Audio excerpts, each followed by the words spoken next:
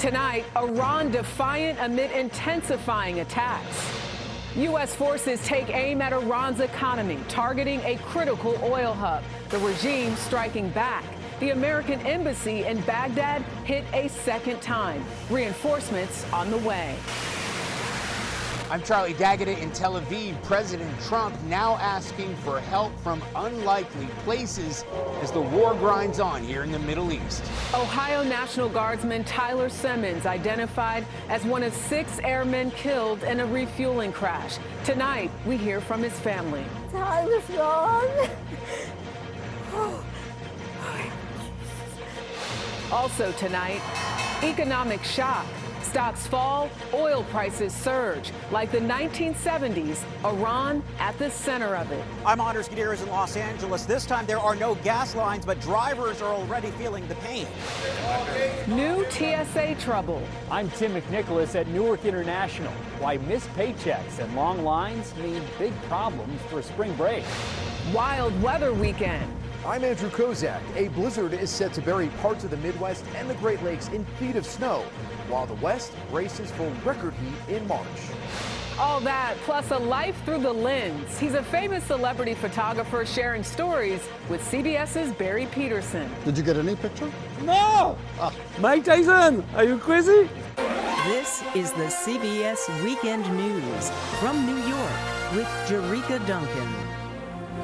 Good evening, everyone, and thank you for joining us this Saturday. We begin with breaking news in the war in Iran, now entering its 3rd week. Hundreds have been killed, millions displaced, billions of dollars spent, the war expanding across the region. The U.S. military says 13 service members have been killed. Tonight, President Trump renewed calls for countries that rely on oil flowing through the Strait of Hormuz to send warships to secure the shipping route. The strategic waterway now largely blocked for oil exports. CBS's Charlie D'Agata is in Tel Aviv and leads us off tonight. Charlie, good evening. Good evening, Jerika. Tonight, President Trump is calling on countries from the UK and France, South Korea and Japan, even China, to help keep open the Strait of Hormuz, that vital shipping lane, as Iran tries to strangle the flow of oil from this region. Thick black plumes of smoke rose into the sky above the United Arab Emirates, the major oil port of Fujairah, in flames as the Gulf states bear the brunt of a war they didn't start. President Trump said a U.S. bombing raid totally obliterated military targets on Iran's Karg Island, a key oil facility, while leaving its energy infrastructure untouched. Iran, in turn, threatened to target U.S.-linked regional oil facilities. It's already attacked at least 16 tankers and other vessels. In Iraq, smoke was seen coming from the vicinity of the U.S. Embassy compound in Baghdad's Green Zone. We're also learning more tonight about some of the 6 American aircrew killed when their KC-135 refueling aircraft crashed in an apparent mid-air collision over Iraq on Thursday. Tech Sergeant Tyler Simmons, 28, of Columbus, was one of 3 Ohio Air National Guard members to have died, according to his family. Sergeant Simmons was a boom operator. This video showing him refueling a fighter jet mid-flight. His mom, Cheryl, said she spoke with her son just the day before. He was truly an amazing man.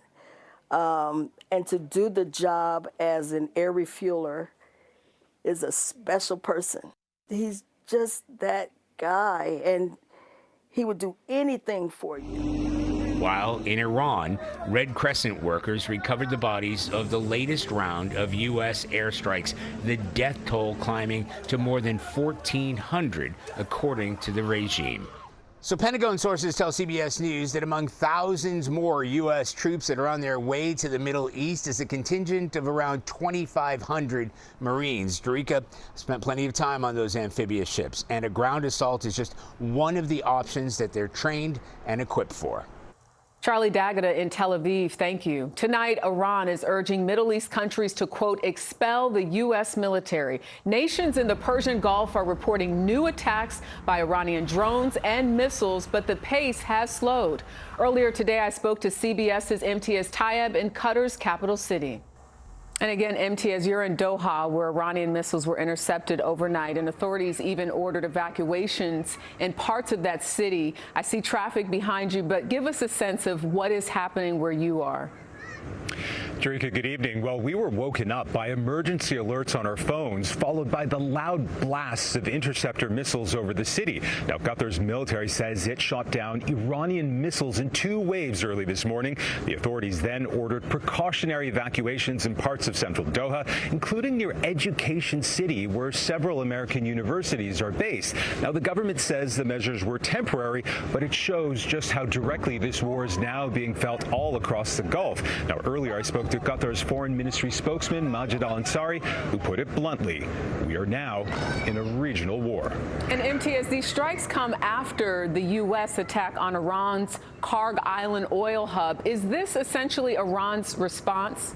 In short, yes. And to put it into context, Karg Island is essentially the jugular vein of Iran's oil exports, with over 90% of its crude passing through there. So the targeting of it by the president has sent a very powerful message to Tehran, and Tehran's response appears to be designed to do the same. Just hours after the U.S. strikes, Iranian drone attacks not only hit here in Doha, but also energy infrastructure in the UAE, sparking a huge fire in Fujairah. Jerika. MTS tie-up for us tonight. Thank you. The economic risks of the war are getting real for Americans. Stock markets ended the week down again as the conflict drags on. This as U.S. crude oil costs are pumped up, now more than $98 a barrel, up from $67 3 weeks ago. CBS's Andres Gutierrez in Los Angeles with more on the energy shock. Andres. Good evening, Jerika. Gas on average here in California more than $5 a gallon. While the prices keep going up, the supply isn't, and that is making the biggest difference for this generation. If you're grumbling about the cost of gasoline these days, you could be grumbling louder come March. That was 1974. An Arab oil embargo ended up shutting down some gas stations across America. 2 days I've been trying to get gas. The government printed ration coupons never used and told drivers which days they could fill up. Any motorist with more than a quarter full tank of gas will not be allowed to buy more fuel at its member stations. That won't happen today. What would actually have to happen for there to be an actual crisis here? Well, it depends how you define a crisis. I think in the United States, we're very unlikely to see a crisis in the sense of having gas lines or shortages. Half a century later, the war with Iran is squeezing the world's oil supply, but the United States doesn't get most of its oil from the Middle East. More than half of our crude comes from Canada. Mexico is second, and Saudi Arabia is a distant third. Even though the United States produces about as much oil as it consumes, we have a free market in oil. That excess demand or shortage of supply drives up the price everywhere.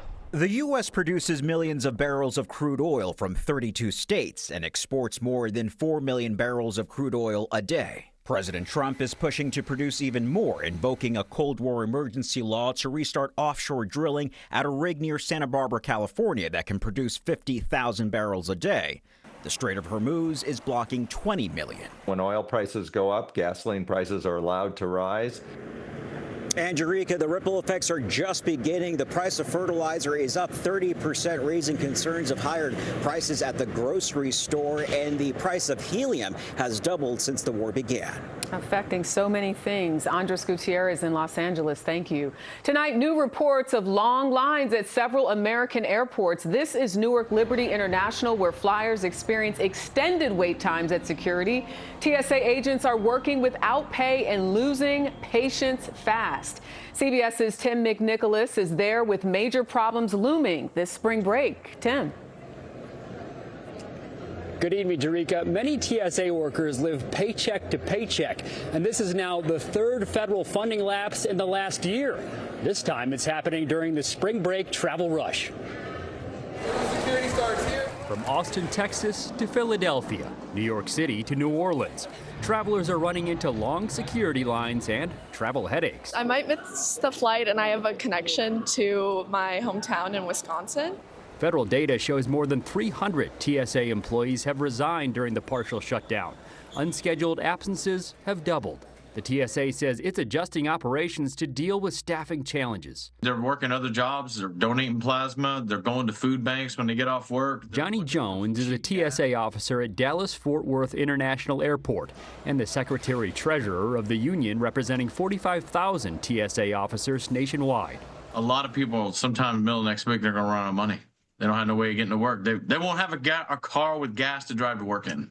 Democrats have refused to approve the Department of Homeland Security's budget unless GOP lawmakers and the White House agree to changes to ICE, including requirements for agents to wear IDs and remove their masks. Yesterday, DHS began playing this video in airports, blaming, quote, the ongoing Democrat shutdown of the TSA for longer than average wait times. One thing that's pretty consistent that I've heard from the workforce, they are tired of being political pawns in the middle of a tug of war between the political parties that we have running our government. Jones says even though officers feel demoralized, they are committed still to protecting the flying public. Now, keep in mind, if you miss your flight due to TSA delays, you are not eligible for a refund. That's considered outside the airline's control. Jerika. All right. Good information. Thank you, Tim. Well, tonight, Hawaii is under a state of emergency. A powerful Kona storm is battering the Aloha state. Tens of thousands have lost power, with Oahu the hardest hit. Some areas could see a foot of rain. Here on the mainland, we're tracking a new blizzard and record heat. Let's check in with meteorologist Andrew Kozak. Andrew. Yeah, good evening, Jerika. No shortage of weather to talk about for the lower 48 and for Hawaii, and that's where we're going to start tonight. We talked about this Kona storm. That's winds out of the south and southwest with torrential rain, additional foot of rain, and even up to several inches of snow for the higher elevations of the Big Island. Speaking of snow, a lot to deal with across the upper Midwest and the Great Lakes. Heavy snow for the remainder of the weekend and into early next week. Same system, by the way, that's going to give severe weather Monday afternoon to portions of the I-95 corridor. Look how much snow we could get for places like Green Bay, Wisconsin, Marquette, Michigan, between 2 and 3 feet of snow for those areas. Now, on the flip side, we're also dealing with heat across the desert Southwest. Places like Los Angeles this week could easily see numbers not only in the 90s, but we could even see triple-digit heat. Some of the hottest temperatures that we would ever see in March happening our way this week for the desert Southwest. And there is not going to be much relief with above-average temperatures staying with much of the West over the course of the next 6 to 10 days. Jerika? What a contrast. Andrew Kozak, thank you. Tonight, we learned of the death of a legendary heavy metal rocker. Guitarist Phil Campbell was a member of Motorhead for more than 3 decades. Campbell's family says he died after surgery following a, quote, courageous battle. Phil Campbell was 64 years old. To Chicago now, and a weekend full of St. Patrick's Day parades and celebrations. It all begins with this, dyeing the river green. It's a tradition that started in 1962 ahead of St. Patrick's Day. The process is a spectacle using about 40 pounds of eco-friendly dye mixed right into the water. Straight ahead on the CBS Weekend News, support during tough times as fired federal workers unite. Plus, she's back. Dolly Parton returns to the spotlight. And a legendary paparazzo talks his most famous celebrity snaps and how his industry is changing.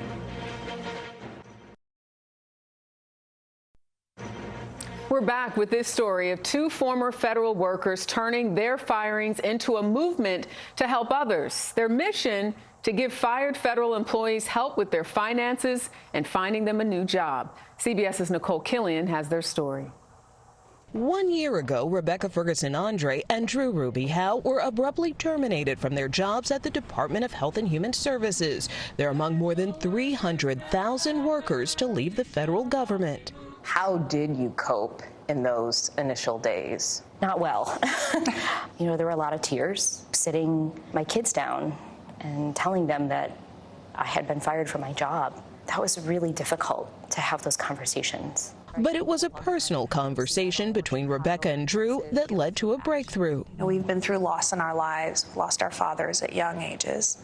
And so we understood what grief looked like. Why is it grief to you? There's something distinct about the dedication of the public service. Its career and its identity. It's all of it. And its loss of mission, to lose all of that, right, in one foul swoop.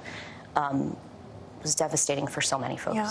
Within days of their firing, they launched a new support group for fired federal workers called Well Fed. What started out as 20 former federal workers and contractors in a sponsored space with pizza and a prayer became now what is almost 5,000 members across the country. The mostly volunteer group has advocated for federal workers on Capitol Hill and hosted more than 100 in-person and virtual workshops to help people navigate their finances, build their resumes, and nurture their mental health. So far, about 25% of their members have found new jobs. 1 year later, where are both of you in your grief journey? There's been so much healing, you know, in lifting other people up that has helped us heal. People need this support every day, because every day is a big thing for people who haven't quite found their way yet. So we're here, and we're not going anywhere. Helping former feds with their next career chapter. Nicole Killian, CBS News, Washington. Speaking of jobs, still ahead on the CBS Weekend News, must love penguins, the new job posting at the bottom of the world.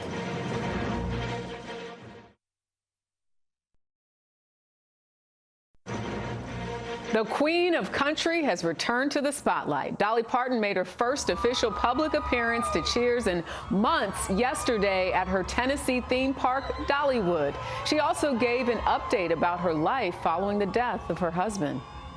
I have been not touring, as you know.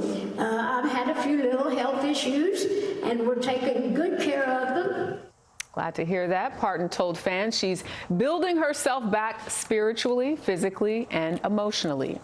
Lowriders are getting the stamp of approval from the U.S. Postal Service. They're the tricked-out, eye-catching cars celebrating Mexican-American Chicano communities in the Southwest. 5 models are featured in new forever stamps, highlighting the creativity and pride behind the lowrider movement.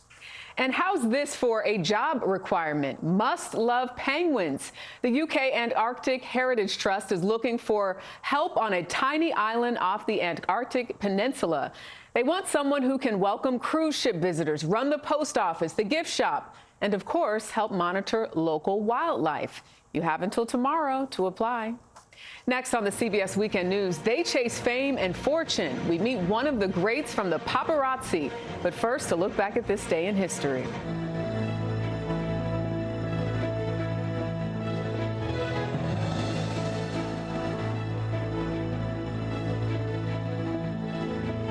Jack Ruby must die. That was the verdict reached today by a jury of 8 men and 4 women in Dallas, Texas.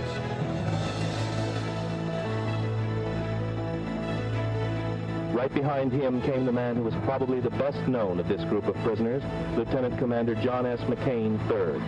He was also the most seriously marked by his 5.5 years of imprisonment.